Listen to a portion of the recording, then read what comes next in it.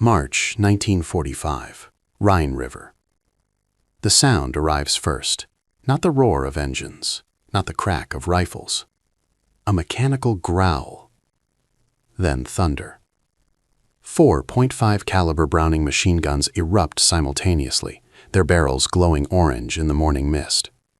The M16 multiple-gun motor carriage, nicknamed the Meat Chopper, spits 2,000 rounds per minute into the sky above Germany's last natural barrier. The half-track rocks on its suspension as tracers streak upward, forming a curtain of lead that no aircraft can penetrate. Inside the turret, Corporal James Mitchell watches through iron sights as a Luftwaffe Arado R-234 jet bomber screams toward the Ludendorff Bridge at Remagen. His hands grip the electrical controls. The quad mount rotates smoothly on its powered turntable. 300 meters, 200. Fire.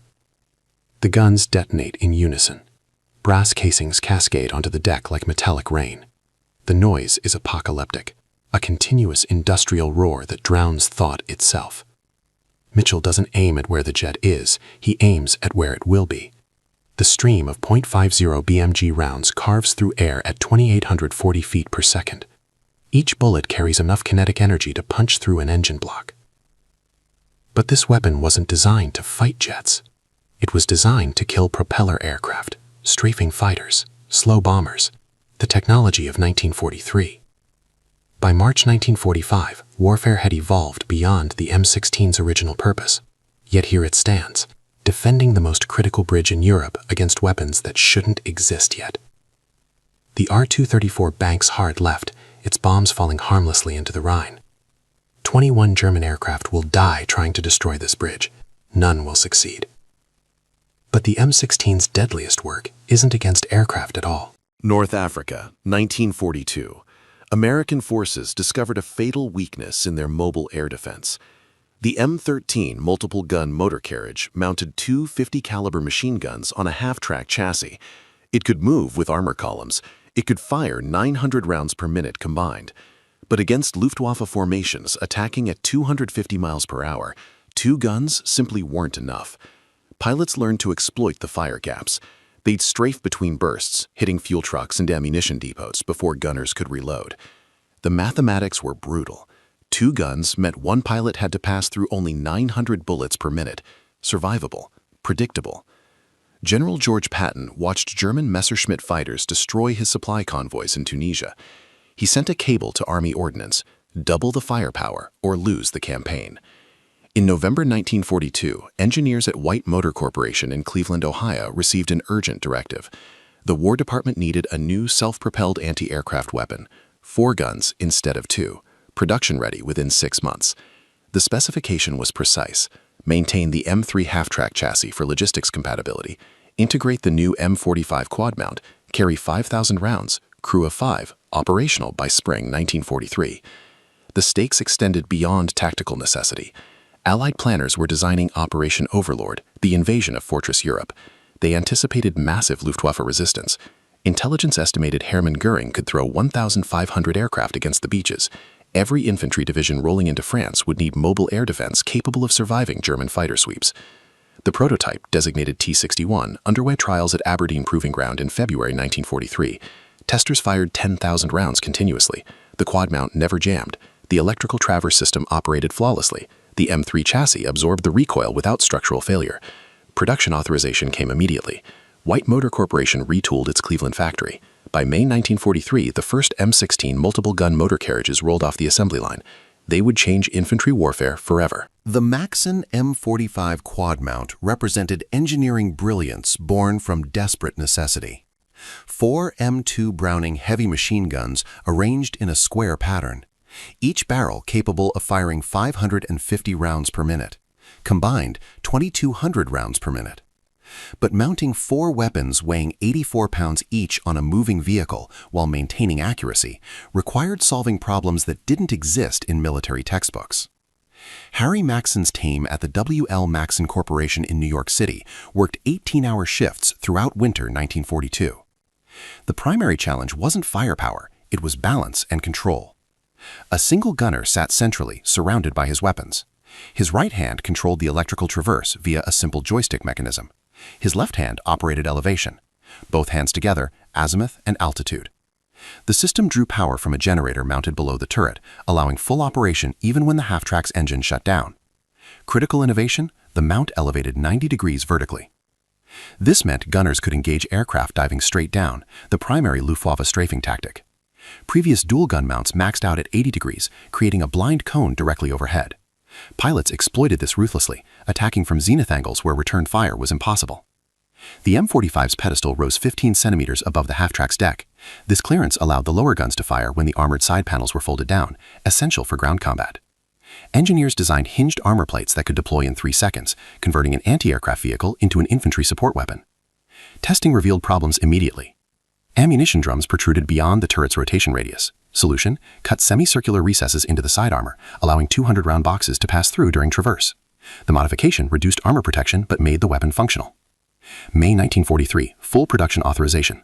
White Motor Corporation manufactured 2,877 M16s between May 1943 and March 1944. Another 568 M13s were converted. The weapon America needed had arrived. Anzio, Italy, April 1944. The M16 first tasted combat defending the bloodiest beachhead in the Mediterranean theater. German forces surrounded 36,000 Allied troops in a coastal pocket measuring only 15 miles wide. Luftwaffe bombers attacked continuously, targeting the port facilities where American supplies arrived. Sergeant Robert Chen watched his first enemy aircraft through the M16's sight range. A Junkers Ju-88 bomber, approaching at 1,200 feet. Chen's training was 4 hours old. He'd received the M16 that morning, replacing an obsolete towed 40mm gun. The electrical controls felt alien. His fingers found the trigger. The 4 Brownings erupted. Chen hadn't anticipated the noise. Not the individual gun reports, he knew those from rifle ranges, but the combined acoustic assault of 4 heavy machine guns firing simultaneously in an enclosed space. The sound wasn't heard, it was felt, a physical pressure wave that collapsed thought into pure sensory experience. The Ju-88's starboard engine exploded. The aircraft spun sideways, trailing black smoke, and impacted half a mile offshore. Chen's ears rang for 3 days. More importantly, he'd fired only 400 rounds. The kill happened in 8 seconds. This was something new. Previous anti-aircraft weapons required prolonged engagement, 30 seconds of sustained fire, watching tracers converge on a target while the aircraft maneuvered. The M16 delivered such overwhelming volume that even brief contact proved lethal. A 3-second burst placed 110 bullets into a target zone. Aircraft couldn't survive that concentration. But combat revealed the weapon's true nature by accident. During a German counterattack on April 23, 1944, infantry positions near the Mussolini Canal came under assault. Chen's M16 was positioned for air defense. When enemy soldiers emerged from tree lines 400 meters away, the company commander made an instantaneous decision. Traverse right, ground targets. The quad mount rotated. What happened next earned the weapon its nickname. Supreme Headquarters Allied Expeditionary Force, London, November 1943. Intelligence officers projected Luftwaffe strength for Operation Overlord. Conservative estimates, 850 fighters and bombers available for channel defense. Pessimistic estimates, 1,500 aircraft could be concentrated within 48 hours. The Normandy invasion would succeed or fail based on one factor. Could Allied forces establish air superiority over the beachhead while troops remained vulnerable on the sand?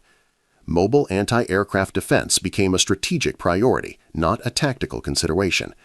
General Omar Bradley requested 500 M16 half-track gun carriages for the First Army alone.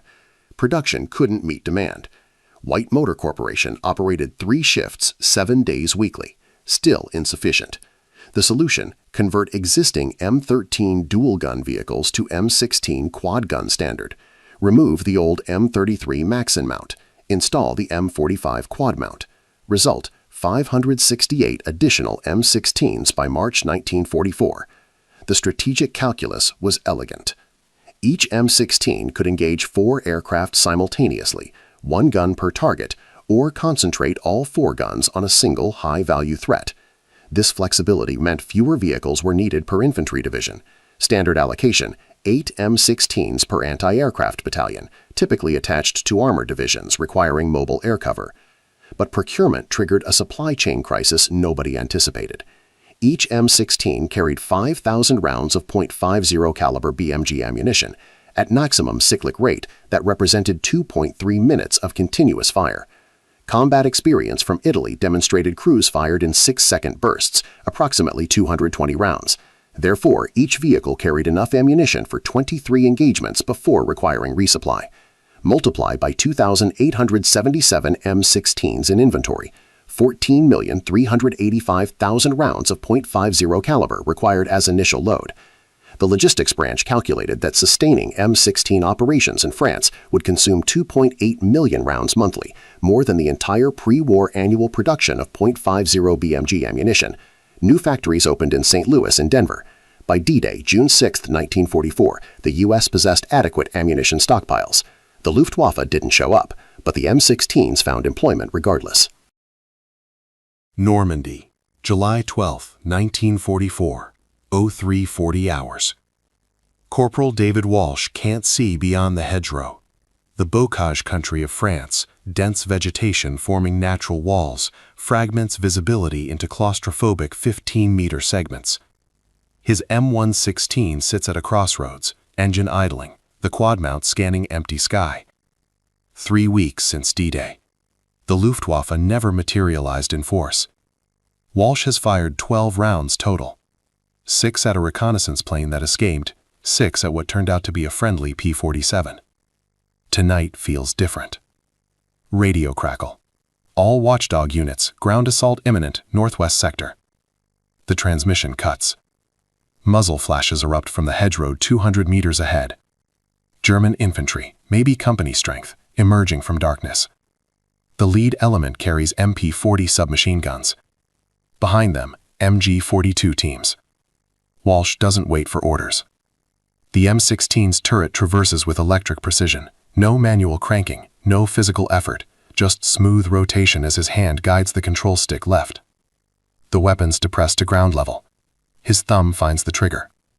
4 streams of .50 BMG rounds obliterate the hedgerow. Vegetation disintegrates, small trees shatter. The lead German squad disappears, not falls, not scatters, disappears. The .50 caliber bullets don't wound infantry at close range, they dismember. A single round carries 13,000 foot-pounds of kinetic energy. Contact with a human torso removes the torso from existence. The Germans attempt to deploy their MG-42. Walsh keeps the trigger depressed. 5 seconds. 10. The quad mount's traverse allows him to sweep the entire hedgerow without reloading. 200 rounds expended. The electric drive hums smoothly beneath the apocalyptic roar of 4 Brownings operating in concert. Return fire plinks against the M16's armor. 12mm steel plate. Sufficient against rifle rounds, meaningless against anything heavier.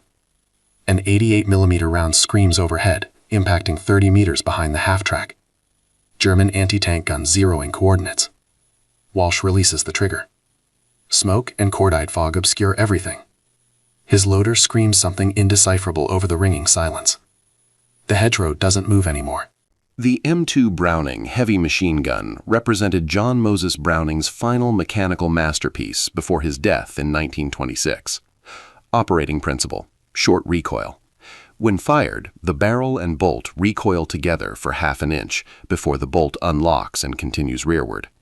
This system maintains accuracy while cycling at 550 rounds per minute. The .50 BMG cartridge, 12.7 by 99 millimeters, delivers devastating ballistics, muzzle velocity 2,840 feet per second, effective range 1,800 meters, maximum range 6,800 meters. Ammunition variations included ball, M33, standard anti-personnel, armor piercing, M2, steel core penetrating 25 millimeters at 500 meters, armor piercing incendiary, M8, combines penetration with ignition. Tracer, M1, allows visual trajectory correction. The M45 quad mount synchronized 4 independent M2 guns through a single electrical system. Power requirements, 24-volt DC from the half-track's generator. Traverse rate, 60 degrees per second. Elevation range, -10 to +90 degrees. The mount weighed 1,200 pounds empty. Adding 4 guns and ammunition brought total system weight to approximately 2,000 pounds. Critical engineering challenge, preventing sympathetic vibration. When 4 heavy machine guns fire simultaneously, harmonic resonance can destroy the mounting structure.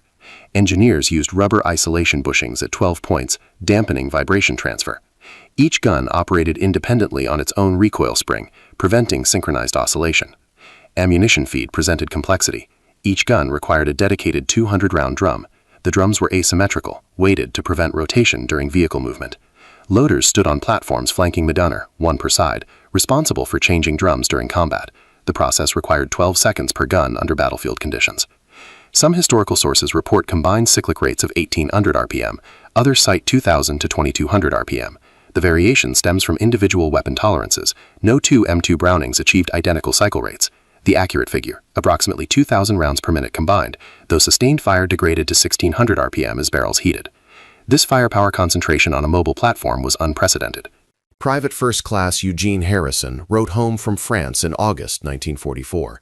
His letter, preserved in the National Archives, describes operating in M16. The sound isn't like machine guns in the movies. It's a continuous roar that makes your chest cavity vibrate. After firing, I taste copper and smell burning metal for hours. The tracers at night look like glowing ropes connecting us to the sky, beautiful and terrible. The psychological impact operated bidirectionally, affecting both operators and targets. Crew members reported persistent tinnitus. The Army issued cotton earplugs, but most gunners removed them, claiming they needed to hear aircraft engines. Post-war medical examinations revealed 73% of M16 crews suffered permanent hearing damage. The physical sensation of operating the weapon created unexpected stress responses. The quad mount's vibration during sustained fire caused hand cramping. Loaders developed repetitive strain injuries from lifting 45-pound ammunition drums. The electrical traverse system, while effortless compared to manual cranking, required constant micro-adjustments. Gunners described entering a trance state during air defense operations, hours of scanning empty sky, maintaining readiness for threats that might never materialize. Enemy accounts reveal different psychological dimensions. A captured German infantry manual from December 1944, recovered near Bastogne, instructed soldiers. When encountering the American 4-gun half-track, immediate dispersal is mandatory. Concentrated formations facing this weapon suffer 90% casualties within 10 seconds. Wehrmacht troops called it Knochenmühle, bone grinder. The nickname reflected observed reality. The .50 BMG round doesn't create survivable wounds at close range. Medical corpsmen treating M16 engagement sites reported difficulty identifying remains. The weapon's effects transcended conventional combat trauma. Sergeant Charles Morrison, interviewed in 1987, recalled, "We called it the meat chopper, but nobody laughed. After using it against German infantry in the Ardennes, I stopped sleeping well. The weapon was too efficient. It removed the human element from killing. Just pull the trigger and people cease to exist." This efficiency made the M16 psychologically problematic for its own crews. German intelligence designated the M16 as Flugabwehr-Vierlingskanone, quad anti-aircraft gun. Their tactical response evolved through 3 distinct phases. Phase 1, avoidance. Luftwaffe pilots received standing orders to attack American columns only where M16s were absent. Reconnaissance aircraft identified the vehicles by their distinctive 4-gun silhouette. Attack runs ceased when quad mounts appeared. This doctrine reduced German air effectiveness by 60% during the Normandy campaign. Phase 2, suppression tactics. German 88mm anti-tank guns targeted M16 specifically. Standard procedure, destroy the half-track before engaging armor. The M16's 12mm armor couldn't withstand 88mm shells, but engagement revealed problems. M16s deployed in pairs, providing mutual cover. Destroying one vehicle exposed the attacking gun to immediate return fire from the second. Phase 3, infantry countermeasures. Panzerfaust teams received specialized training for M16 engagement. Approach from angles where the quad mount couldn't depress. The M45 had a -10-degree minimum elevation. Attack from ridgelines or elevated positions. Success rate remained low. The M16's mobility allowed rapid repositioning before infantry could close range. Wehrmacht Technical Intelligence captured 3 M16s during the Battle of the Bulge. Engineers at the Kummersdorf Proving Ground tested the vehicles extensively. Their report, recovered post-war, noted, "The American half-track anti-aircraft gun represents superior design in electrical fire control. The power traverse eliminates operator fatigue while maintaining accuracy. German equivalent systems require 3 times the vehicle weight to achieve comparable capability." The assessment recommended copying the M45 quad mount's electrical system for German use. Production never materialized. By December 1944, Germany lacked manufacturing capacity for complex electrical components. Soviet forces received 1,000 M17 MGMCs, the M16's variant on M5 half-track chassis, through Lend-Lease. By 1945, these vehicles constituted approximately 50% of Soviet mobile anti-aircraft defenses. Russian crews nicknamed it Kosharnitsa, meat grinder, independently arriving at the same terminology Americans used. The nickname was universal because the weapon's effects were universal. No nation developed effective countermeasures beyond simple avoidance. Remagen, March 7 to 17, 1945. The captured Ludendorff Bridge represented Germany's final strategic disaster. American forces crossed the Rhine before defenders could demolish the span. Hitler's response: destroy the bridge at any cost. The Luftwaffe launched 367 sorties in 10 days. Arado AR-234 jet bombers, the fastest aircraft in operational service, attacked repeatedly. V-2 rockets struck near the bridge. Karl Gerhardt 600mm mortars fired from fortified positions. Nothing worked. American anti-aircraft defenses created the densest concentration of firepower in military history.